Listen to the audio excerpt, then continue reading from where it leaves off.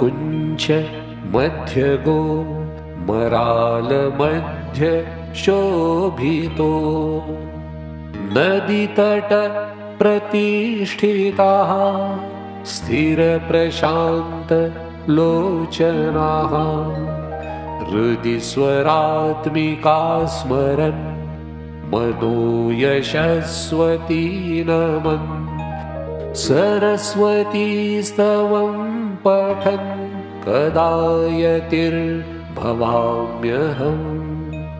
लसत्सिताम्बुरुहवर्ण वस्त्रभासिता स्तुतिं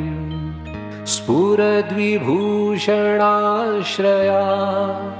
विलासी नाम मञ्जरी त्रिलोकश्रेष्ठ सुन्दरी कथाकलापवल्लरीम् सरस्वती स्तवं पठन् कदा यतिर्भवाम्यहम् कवित्वकीर्ति बुद्धिवृद्धि शास्त्रज्ञानदास्तुतिं समीक्ष्य शोचत केतत्व दायि नाम मञ्जरी त्रिलोकवेद्य तत्त्वज्ञान दाविचार वल्लरीम् सरस्वती स्तवं पठन् कदा यतिर्भवाम्यहम् प्रकृष्टपाठशालया सुगेयगीतमालया परात्मवेदभाषया नितान्तब्रह्मविद्यया असंख्ययोगयोगिना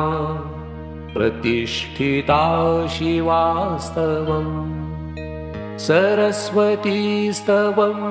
पठन् कदा यतिर्भवाम्यहम् निशम्य कर्म संभव प्रपुण्यपापयुग्मकम् विनश्य गोसमूहजात नश्वरार्थ संसृतिं